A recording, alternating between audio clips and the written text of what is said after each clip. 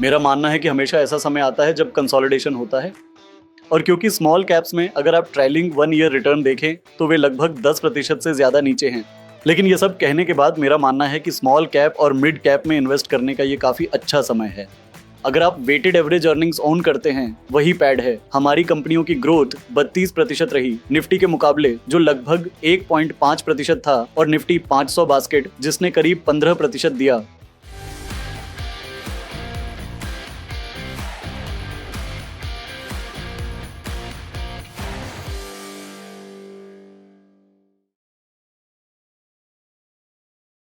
Market pillars uncovered में आपका स्वागत है। यह एक एजुकेशनल सीरीज है जहां हम भारत के फाइनेंशियल इकोसिस्टम को शेप देने वाले लीडर्स से पावरफुल इनसाइट्स लेकर आते हैं। आज हमारे साथ एक युवा और डायनामिक लीडर जुड़े हैं, Shri Ayush Agarwal, SMC private wealth के चीफ इन्वेस्टमेंट ऑफिसर और SMC ग्रुप के डायरेक्टर हैं। आयुष अपने साथ एक मजबूत एकेडमिक फाउंडेशन लेकर आते हैं और उन्होंने SPJN institute of management and research से MBA किया है।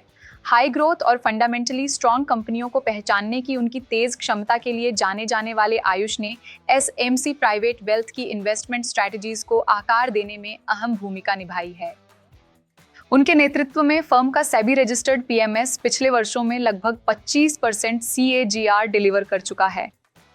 इस एपिसोड में हम की investment matrix, first time investors के लिए टिप्स, क्राइसिस को नेविगेट करने के तरीके, भारत के इकोनॉमिक आउटलुक का आकलन और स्मॉल कैप अपॉर्चुनिटीज पर डीप डाइव करेंगे। आयुष, मनी टीवी में आपका स्वागत है। बहुत बहुत धन्यवाद। तो सबसे पहले सीधे मुद्दे पर आते हुए मैं आपसे उन मार्केट्स के बारे में पूछना चाहती हूँ जो ऑल टाइम हाइज के करीब हैं। लेकिन जब हमारे इंडिविजुअल पोर्टफोलियोज की बात आती है तो अब भी किसी तरह का लैग क्यों दिखाई देता है? लोगों के पोर्टफोलियोज मेन लाइन इंडेक्सेस जैसा परफॉर्म क्यों नहीं कर रहे हैं? आप बिल्कुल सही कह रहे हैं, और मुझे लगता है कि आपके व्यूअर इसे हमसे भी बेहतर समझेंगे। हमसे बेहतर, क्योंकि आप जानते हैं हम फिर भी प्रोफेशनल्स हैं। वे अभी भी अपने पोर्टफोलियो के मुकाबले थोड़े पीछे हैं, यानी इंडेक्स के मुकाबले लैग कर रहे हैं। मेरा मानना है कि हमेशा ऐसा समय आता है जब कंसोलिडेशन होता है, और स्मॉल कैप्स में अगर आप ट्रेलिंग 1 ईयर रिटर्न देखें तो वे लगभग 10% से अधिक नीचे हैं। हाँ, यही मुख्य कारण है। अगर आपके पोर्टफोलियो में स्मॉल कैप और मिड कैप का हिस्सा ज़्यादा है तो आपका पोर्टफोलियो नीचे होना ही है। ये तब भी नीचे होगा अगर लार्ज कैप कम है, और निश्चित रूप से ये स्मॉल कैप और मिड कैप हैवी है। लेकिन यह सब कहने के बाद मेरा मानना है कि स्मॉल कैप और मिड कैप में इन्वेस्ट करने का ये वाकई अच्छा समय है। अगर आप ओन करते हैं तो मैं कहूँगा कि स्मॉल कैप और मिड कैप के पोर्टफोलियो में 4 क्वालिटीज़ ज़रूर होनी चाहिए, क्योंकि जैसा कि आप जानते हैं ये सिर्फ बास्केट के बारे में नहीं है। स्मॉल कैप अभी भी ओवर वैल्यूड है, लेकिन कई स्पेसिफिक कंपनियों ऐसी हैं जो अपने इंट्रिंसिक वैल्यू से बहुत नीचे ट्रेड कर रही हैं, जहां ग्रोथ है लेकिन वैल्यूएशन बहुत अंडर वैल्यूड है। और ये फंडामेंटली शानदार कंपनियों हैं, साथ ही इनकी कॉर्पोरेट गवर्नेंस भी अच्छी है। तो ये उतना ऊपर नहीं गई हैं जितना इंडेक्स गए हैं। हाँ, तो जब हम अपने पोर्टफोलियो बनाते हैं तो हम देखते हैं कि कंपनी फंडामेंटली अच्छी होनी चाहिए, अंडर वैल्यूड होनी चाहिए, ग्रोथ होनी चाहिए, और जैसा मैंने कहा कॉर्पोरेट गवर्नेंस भी अच्छी होनी चाहिए। और ग्रोथ सिर्फ 1 या 2 क्वार्टर्स के लिए नहीं, बल्कि कम से कम 3 से 5 साल के लिए होनी चाहिए, और वे कंपनीज जो पिछले 3 से 5 सालों में यह साबित कर चुकी हैं। तो अगर आपको ये कॉम्बिनेशन मिल रहा है तो आज इन्वेस्ट करने से बेहतर समय कोई नहीं है। मैं आपसे पूछने वाली हूँ कि कोई भी रिटेल इन्वेस्टर जो ये एपिसोड देख रहा है उसे क्या खरीदना चाहिए? जैसा कि आप जानते हैं, मार्केट में ऐसे 2 या 3 पॉकेट्स कौन से हैं जो अभी भी अच्छे एंट्री पॉइंट्स दे रहे हैं, भले ही ये मार्केट हो? आप सही कह रहे हैं। तो फिर से देखें, या तो आप ग्रोथ इन्वेस्टर हैं या वैल्यू इन्वेस्टर। तो मैं कहूँगा सबसे पहले है अर्निंग्स। तो अर्निंग होनी चाहिए, उसके बाद वैल्यूएशन आता है। तो अगर आप बेहतरीन कंपनियों के सेक्टर ढूंढ रहे हैं, जैसे कि EMS ने हाल ही में करेक्शन देखा है, तो यह ऊंचाइयों पर है। लेकिन वहाँ कुछ अच्छी कंपनियां हैं जिनकी ग्रोथ वाकई शानदार है और वे निश्चित रूप से प्रीमैप्स पर ट्रेड करेंगी। तो यहाँ आप वैल्यूएशन का हिस्सा स्किप कर देते हैं। जाहिर है यह यूफोरिक नहीं होना चाहिए, लेकिन अगर वैल्यूएशन रीजनेबल है और आप आगे बढ़ती अच्छी ग्रोथ देखते हैं तो आपको निश्चित रूप से उस स्पेस में इन्वेस्ट करना चाहिए। लेकिन फिर भी वह 4 पैरामीटर्स जो मैंने शुरू में बताए थे वे ज़रूर होने चाहिए अगर आप ऐसी कंपनियों में इन्वेस्ट कर रहे हैं। तो आप हमारे व्यूअर्स के लिए कोई सेक्टर का नाम नहीं ले रहे हैं? सेक्टर्स की बात करें तो मैं आपको बता सकता हूं, जैसे EMS एक है, फिर निश्चित रूप से डेटा सेंटर भी है। भारतीय कॉन्टेक्स्ट में हमारे पास कंपनियां सीमित हैं, वे वास्तव में लिमिटेड कंपनीज ही हैं। फिर मैं कहूँगा यहाँ तक कि आईटी कंपनियाँ भी हाँ डेटा सेंटर से संबंधित है, लेकिन फिर भी कुछ आईटी कंपनियों हैं जो निश्चित रूप से कम पेस पर हैं लेकिन अच्छी ग्रोथ दे रही है। तो मिड कैप आईटी को पिछले मैं कहूँगा 1 से 2 सालों में थोड़ा नुकसान ज़रूर हुआ है, तो इसमें स्कोप है फिर से, यह बॉटम अप अवसर भी है। तो आपने कहा कि एक इन्वेस्टर या तो वैल्यू इन्वेस्टर होता है या ग्रोथ इन्वेस्टर। आप एक इन्वेस्टर के रूप में और इतने लोगों के पैसे को मैनेज करने वाले के रूप में किसकी तरफ झुक रहे हैं? आप किस फिलॉसफी की तरफ झुकते हैं? या आपको लगता है कि मार्केट में ब्लेंडेड अप्रोच सबसे अच्छा काम करती है? यह एक बहुत अच्छा सवाल है और मुझे लगता है कि पहले हम वैल्यू इन्वेस्टर्स थे, जहां हमारा मानना था कि अगर हमें कोई कंपनी लो पी पर मिल रही है तो ये अच्छी होनी चाहिए और उससे पैसा बनेगा। लेकिन आप जानते हैं पिछले 5 या 6 सालों में जैसे जैसे मेरा पर्सनल एक्सपीरियंस बढ़ा, मुझे यह महसूस हुआ कि अर्निंग्स सबसे महत्वपूर्ण हैं। तो वैल्यूएशन चाहे जैसा भी हो, अगर आपको सही अर्निंग्स नहीं मिल रही है, अगर कंपनी ग्रो नहीं कर रही है, तो इसका कारण है कि इसका वैल्यूएशन इतना लो है। इसलिए अर्निंग्स महत्वपूर्ण है। मैं कहूँगा growth at reasonable price. Garp strategy वही है जिसे मैं पोर्टफोलियो बनाने के लिए इस्तेमाल करूँगा। क्या आप इस पॉइंट को थोड़ा और विस्तार से समझा सकते हैं? मान लीजिए अगर आपको आज एक रिटेल इन्वेस्टर को चेकलिस्ट देनी हो तो कौन कौन से की मेट्रिक्स या क्वालिटेटिव फैक्टर्स हैं, सिर्फ क्वांट नहीं बल्कि क्वालिटेटिव फैक्टर्स भी, जो उन्हें किसी कंपनी में इन्वेस्ट करने से पहले ध्यान में रखने चाहिए? ज़रूर। तो मेरा मानना है कि किसी भी कंपनी में इन्वेस्ट नहीं करना चाहिए जहां प्रोमोटर प्लेज 25% से ज़्यादा हो। ये एक रेड फ्लैग है जिसे हम अवॉइड करते हैं। फिर जाहिर है debt equity ratio non financial company के लिए 1 से कम होना चाहिए। फिर return on equity, return on capital employed, ये कम से कम 10% से ऊपर होना चाहिए। मैं कहूँगा 10%, यानी 10% से अधिक। फिर जाहिर है अगर कंपनी 30 पी पर ट्रेड कर रही है तो मैं चाहता हूँ कि अगले 3 से 5 साल के लिए इसका ग्रोथ कम से कम 25 से 40% CAGR हो। तो ये मुझे लगता है बेसिक पैरामीटर्स हैं, ये क्वांटिटेटिव फैक्टर्स हैं। लेकिन क्या ये थंब रूल हर जगह लागू होता है? हर जगह नहीं कहूँगा, लेकिन मेरा मतलब है बड़े पैमाने पर आपको ऐसा नहीं मिलेगा, क्योंकि वैल्यूएशन कभी भी उस ग्रोथ के साथ नहीं होता जिसकी हम उम्मीद कर रहे हैं। लेकिन आपको ये मिड कैप और स्मॉल कैप में मिल जाएगा। लेकिन आप इसे कैसे बैलेंस करते हैं? फाइनेंशियल मेट्रिक्स, मैनेजमेंट क्वालिटी और इंडस्ट्रियल टेलविंड्स, ये सब एक साथ, वो क्या है? आप उस स्वीट स्पॉट को कैसे पहचानते हैं जहां सब कुछ सही चल रहा हो? मुझे लगता है कि ये वही मार्केट्स हैं जहां करेक्शन हुआ है और आपको वैल्यू मिलती है, क्योंकि जो आप कह रहे हैं वो सही है। ये बहुत मुश्किल है, और जो चीज़ आपको नहीं मिलती वो है वैल्यू। तो ये वही समय है जब मार्केट्स में बड़ा करेक्शन आया है, और ख़ासतौर पे स्मॉल कैप और मिड कैप में, जहां आपको पहले से ग्रोथ मिल रही है और अब वैल्यू भी मिल रही है। तो मुझे लगता है बेशक ये कठिन है। हम जो PMS चलाते हैं उसमें करीब 28 कंपनीज हैं, और मैं कहूँगा कि कम से कम 10 ऐसी हैं जो सभी पैरामीटर्स को फॉलो करती हैं। उनकी चेकलिस्ट पूरी तरह टिक है। तो आप अपने क्लाइंट्स को कौन सी कोर प्रोपोजिशन ऑफर कर रहे हैं? क्योंकि आप जानते हैं वहाँ बहुत सारे PMS हैं, तो वो 1 या 2 शायद 3 ऐसे डिफरेंशिएटर्स कौन से हैं जो आपको अलग बनाते हैं? कोई भी माइलस्टोन या कोई ट्रैक रिकॉर्ड जो आप साझा करना चाहेंगे? बिल्कुल, ये फिर से एक शानदार सवाल है।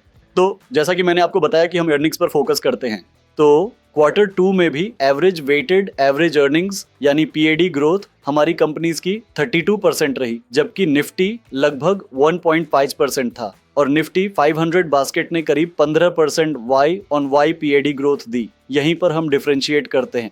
यहाँ तक कि सेल्स ग्रोथ भी हमारे PMS में मौजूद कंपनीज की वेटेड एवरेज सेल्स ग्रोथ 25% रही। तो मुझे लगता है कि इसी तरह अर्निंग्स और यहाँ तक कि P भी। पोर्टफोलियो का प्राइस अर्निंग मल्टीपल TTM पर करीब 28 है, और जब हम इसे FY27 के लिए एस्टिमेट करते हैं तो यह 18 आता है। तो आपके पास ग्रोथ है, आपके पास वैल्यू है, और साथ ही पोर्टफोलियो का रिटर्न ऑन इक्विटी 20% है और पोर्टफोलियो का रिटर्न ऑन कैपिटल एम्प्लॉयड 15% है। तो आपको क्वालिटी मिल रही है, ग्रोथ मिल रही है और वैल्यू भी मिल रही है, यानी ये एक कॉम्बिनेशन है। ये फिर से एक बहुत अच्छी स्थिति है। इसमें 30% लार्ज कैप भी है, तो इसे मिलाकर ये सब मिल रहा है। शानदार। ठीक है, रिटेल इन्वेस्टमेंट के पर्सपेक्टिव पर वापस आते हैं। अब हमने देखा है कि मार्केट में लगातार यंग इन्वेस्टर्स आ रहे हैं, फर्स्ट टाइम इन्वेस्टर्स, न्यूबीज और DIY। मेरा मतलब है आप इन्हें जो भी कहना चाहें, ऐसी कौन सी एक सलाह है जो आप उन्हें देना चाहेंगे? क्योंकि अब तक मार्केट में आने वाले लोगों ने शायद सिर्फ कोविड क्राइसिस ही देखा है। उन्होंने मार्केट के अलग अलग साइकिल्स और अन्य एक्सट्रीम इवेंट्स का अनुभव नहीं किया है। आप बिल्कुल सही कह रहे हैं। तो किसी भी नए इन्वेस्टर के लिए मेरी एडवाइस होगी कि समय लें। मेरा मतलब है जल्दी इन्वेस्ट ज़रूर करें, लेकिन कहाँ इन्वेस्ट करना है वहाँ एक बहुत डिसिप्लिन्ड अप्रोच ज़रूर अपनाएं। अगर आप स्मॉल कैप और मिड कैप कंपनियों में इन्वेस्ट कर रहे हैं तो आपको बहुत सावधान रहना होगा, लेकिन अपना समय लेकर करें। यह 1 महीने में भी हो सकता है, 2 महीने में भी, लेकिन धीरज रखें और सही कंपनियों में ही निवेश करें। ये मत सोचें कि हाँ प्राइस बढ़ गया है तो मुझे इसमें इन्वेस्ट करना चाहिए। वही 4 पैरामीटर्स ध्यान में रखें जो मैंने बताए थे, क्वालिटी, प्राइस यानी वैल्यूएशन, ग्रोथ और कॉर्पोरेट गवर्नेंस। इन चारों पैरामीटर को देखें, उसके बाद ही इन्वेस्ट करें। और लेकिन ये कहने के बाद भी आप गलतियां करेंगे। इसी के साथ मैं श्रीमान स्वर्गीय राकेश झुनझुनवाला का एक कथन है, वह गलती करें जो आप बर्दाश्त कर सकते हैं। हाँ, मेरा मतलब है यही तो उद्देश्य है। लेकिन क्या कोई रिटेल सेगमेंट में आपने लोगों को जो बार बार गलतियां करते देखा है, वे कौन सी हैं? बिल्कुल, ऐसी कई तरह की गलतियां होती हैं। मैं कहूंगा एक है बिहेवियरल बायस, जहां आप केवल उन रिपोर्ट्स को पढ़ते हैं जो उस स्टॉक के बारे में पॉजिटिव हैं जिसे आप पसंद करते हैं। तो आप नेगेटिव रिपोर्ट्स को छोड़ देते हैं और केवल पॉजिटिव रिपोर्ट्स को फॉलो करते हैं। तो हमेशा उन स्टॉक्स पर नेगेटिव रिपोर्ट्स सुनने के लिए ओपन रहें जिनमें आपको लगता है कि आप सही हैं, इसलिए हमेशा एक काउंटर व्यू रखें। फिर मैं कहूँगा इसमें एक और चीज़ है, रोमांटिक लगाव। लोगों को स्टॉक्स के साथ जो समस्या होती है वह यह है कि वे किसी स्टॉक के साथ लव में पड़ जाते हैं और अर्निंग्स को इग्नोर कर देते हैं। भले ही स्टॉक नीचे जा रहा हो, वे सोचते हैं कि यह रिकवर हो जाएगा, इसलिए इसे होल्ड करते रहते हैं। बिल्कुल, आप केवल होप पर डिपेंड नहीं कर सकते, इसलिए आपको एक स्टॉक को छोड़ना आना चाहिए। मैं यह भी कहूँगा कि अगर आप लॉसेस बुक कर रहे हैं तो यह एक अच्छा विकल्प है, क्योंकि जब आप लॉसेस बुक करते हैं तो आपके पोर्टफोलियो में 3 अच्छे फायदे होते हैं। आप एक खराब कंपनी से बाहर निकल जाते हैं, आपको वह पैसा वापस मिलेगा जिसे आप अच्छी कंपनीज में इन्वेस्ट कर सकते हैं।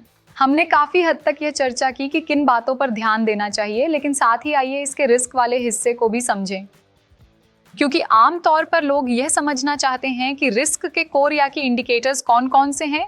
अब आपके पर्सनल एक्सपीरियंस से क्या आपने कभी किसी रिस्क का अनुमान लगाया और उसे टालने में सफल रहे हैं, और इसी तरह लॉसेस को प्रोटेक्ट करना या उन्हें कम करना? इस मायने में कोई उदाहरण साझा कीजिए। बिल्कुल, मैं 2 उदाहरण साझा कर सकता हूं जो अभी मेरे दिमाग में आ रहे हैं।